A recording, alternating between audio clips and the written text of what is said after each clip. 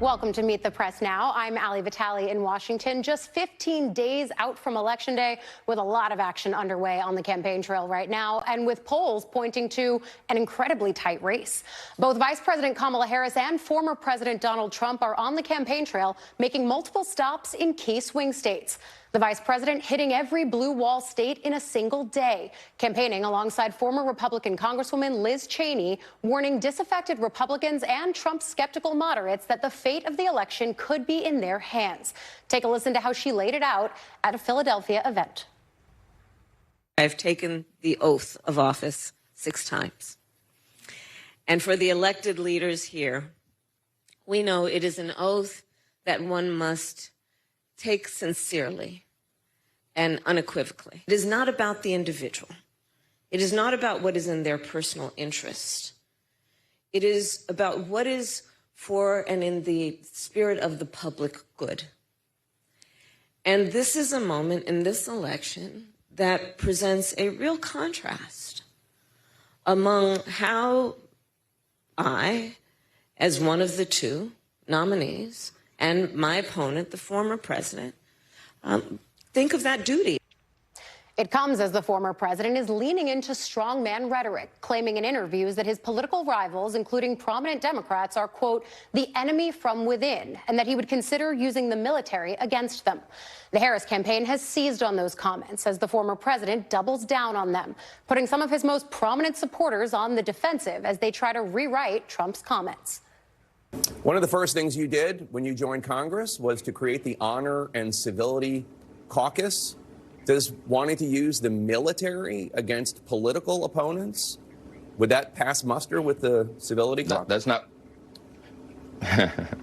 Jake, you know that's not what he's talking about there. What he's talking about is marauding gangs of dangerous, violent people who are destroying public property. What President Trump is talking about is that they have been attacking and maligning him from the day he came down that golden escalator. Everybody knows that's true. Kamala Harris has used language saying he's so dangerous to the country. I mean, I've had colleagues in the House say he must be eliminated. He must be extinguished. He's literally talking about this stuff is over the top. You know, against Democrats. I mean, he's literally talking. No, he's not. No, yes, he is. No, he's not, Jake. No, he's not.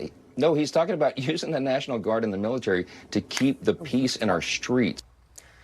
Just a few hours after that interview, Mr. Trump explicitly called his political rivals, including former Speaker Nancy Pelosi, the enemy from within. That's an enemy from within. That is a threat to democracy. These are bad people. We have a lot of bad people. But when you look at Shifty Schiff and some of the others, yeah, they are, to me, the enemy from within. I think Nancy Pelosi is an enemy from within. The former president also ramping up his incendiary rhetoric against Vice President Harris with personal attacks and profanity. You have to tell Kamala Harris that you've had enough, that you just can't take it anymore. We can't stand you. You're a vice president. The worst. You're the worst vice president. Kamala, you're fired. Get the hell out of here. You're fired. Get out of here. Harris responded to those remarks in an interview with MSNBC's Al Sharpton. What you see in my opponent, a former president of the United States, really is, it demeans the office. And I have said, and I'm very clear about this, Donald Trump should never again stand behind the seal of the President of the United States. He has not earned the right. He has not earned the right. And that's why he's going to lose. Former President Trump's incendiary rhetoric is just the tip of the spear of a campaign operation that is anything but conventional. On Saturday, he went off topic at a Pennsylvania rally with a crude remark about the anatomy of golf legend Arnold Palmer. Then on Sunday, he staged an appearance at a local McDonald's, pushing his claim that Harris is lying about working at the fast food restaurant when she was younger. And this afternoon in North Carolina, he again shared false accusations about the federal response to Hurricane Helene and FEMA spending. With all that, let's bring in our NBC News reporters following every angle on the campaign trail. Garrett Haake is with the Trump campaign in North Carolina. Julie Tsirkin is with the Harris campaign in Michigan. Jesse Kirsch is outside a polling place in South Florida, where early voting is now underway. And Ryan Nobles is on the road in Texas as he chases both of the Senate candidates in a race Democrats are hoping turns competitive. We'll get to Texas, but first, Texas' favorite son, Garrett Haake, you are in North Carolina, and Trump's first stop, he repeated some of his false claims about the Hurricane Helene response and FEMA's own response to that. What did you hear?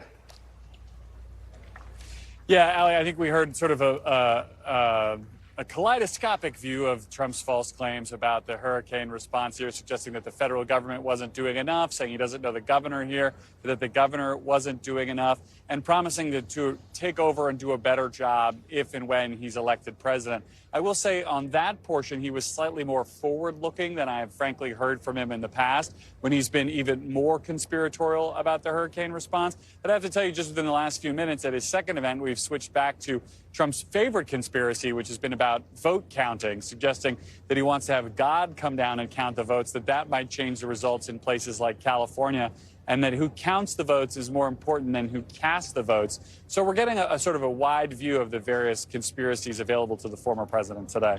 Well, speaking of those conspiracies, and one of Trump's tried and true favorites, of course, around the 2020 election that he lost. But our colleague Vaughn Hilliard asked him today if he's seen cheating so far in this election, and he said no. So where does that leave him when he then tries to revive the claims later on?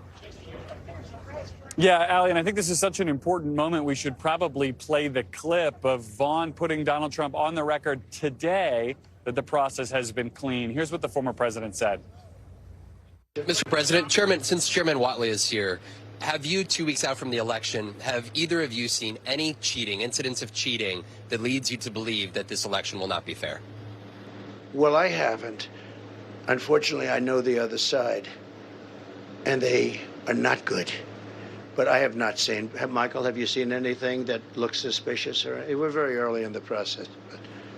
Yeah, we're very early in the process, and we're tracking across all 50 states right now to make sure that the systems that we want to have in place are in place, and we're very happy with the initial results.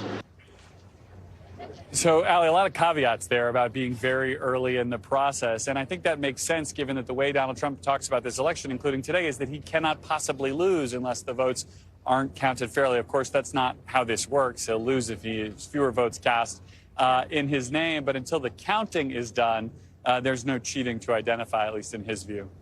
Well, we also mentioned this, some of the enemy from within comments that he's been making. Do those move the ball anymore? And I mean, Garrett, even just think about the conversation that you and I are having right now. We're talking about an election not being stolen because the elections in the United States are secure. We're talking about what he did, those off-color remarks that he made at that Pennsylvania rally. Do any of these comments have utility in actually persuading or turning out voters? Allie, you know my view on this, as viewers of this show do, that there is very few, if any, people left in this country who are undecided about Donald Trump. I think most of them are undecided if they are still deciding about Kamala Harris, who's the lesser-known commodity at this stage. That said, if this is sort of the last thing kind of at the top of your mind when you're making that choice, these things could still change voters' minds around the edges. But I have a hard time imagining that if you weren't exposed to this kind of language by Donald Trump, on which he's been so consistent for the last 8 years, up until now, that you're suddenly waking up to say, I can't believe he's talking this way about Democrats and his political opponents. I just have a hard time believing that those voters out there have consciences left to be shocked by these commentary if they weren't already there. Yeah, he's one of the best-known political brands in politics. I don't think anyone is just learning about Donald Trump. Garrett Haake, thanks for joining us.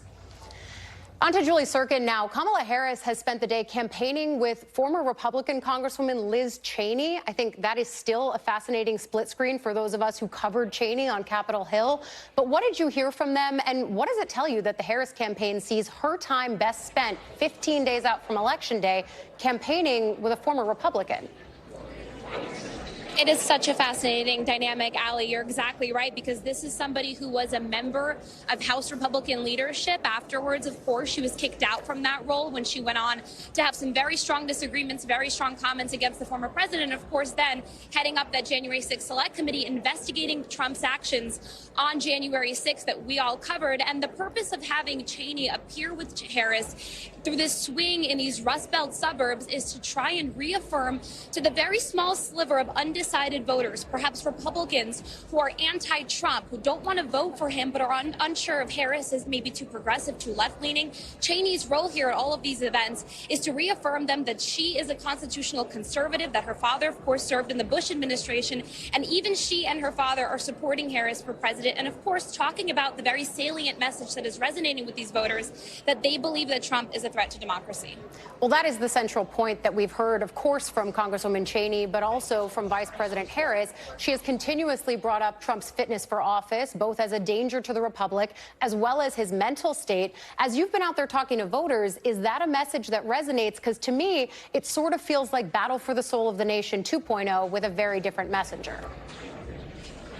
Yeah, absolutely, Allie. And Harris has kind of revived that message in the last couple of days after the former president canceled several media appearances. And Harris does think this is a popular message that will work with voters, work with her base and the people she's trying to get into her corner. And it's in part because this is a very effective line of attack that Trump used against Joe Biden, who was at the top of the ticket. The president, of course, he found talking about his mental fitness, talking about his age, worked with voters, worked with getting them to his side of the aisle. Well, now Harris can say, look, this is a 78-year-old, so put aside his age, but also look at what he's done in the last couple of years. His threats against democracy is something Harris is focusing on, talking about his mental fitness. Trump is paying attention, too. This is something that is getting under his skin. He posted on social media a couple of hours ago talking to that effect, calling Harris low IQ individual, flipping the script on her, or trying to. So certainly this is a message that is working for Harris and something that we are continuing to hear throughout her appearances with Cheney today. Yeah, getting under Trump's skin has always been a feature, not a bug, of the Harris campaign strategy.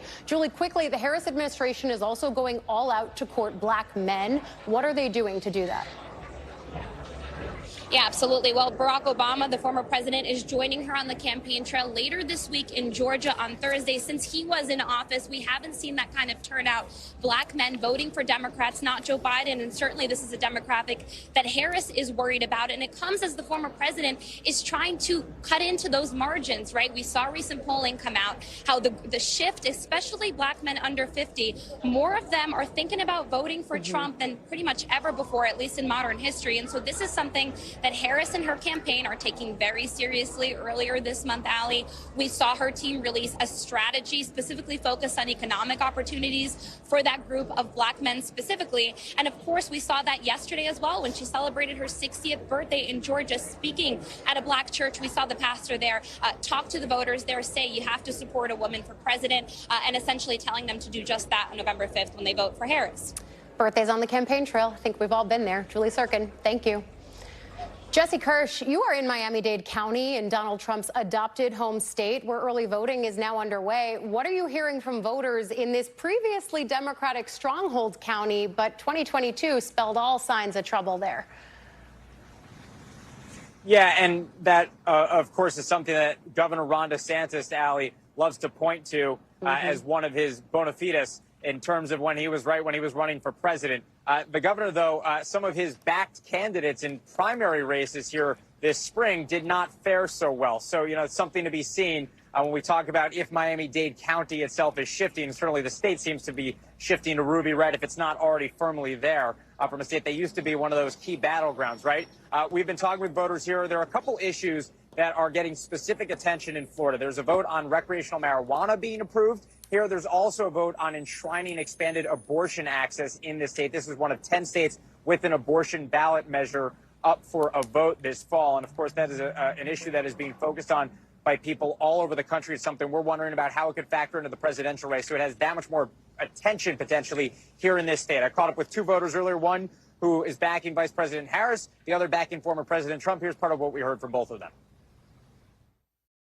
Is there anything about Kamala Harris that you specifically like that resonates with you, or is it more about voting against Trump than voting for Harris? Definitely voting against Trump. What draws you to vote for former President Trump? Why do you like his policies? President Trump is, I believe he's a true patriot. He may be a billionaire, but he's a true patriot, and I really believe that he loves the United States of America. And we want a leader. A lot of people criticize the way he talks and stuff. I don't care. I want a leader that is going to save this country. And that voter also told me that she made a point of coming to vote early in person because she has some concerns, didn't point to anything specific, but had vague concerns about how elections are being carried out. And that just speaks to, Ali, something we hear all over the place. It continues to be one of the undercurrents of this election is the ramifications of all of the fraud allegations back in 2020.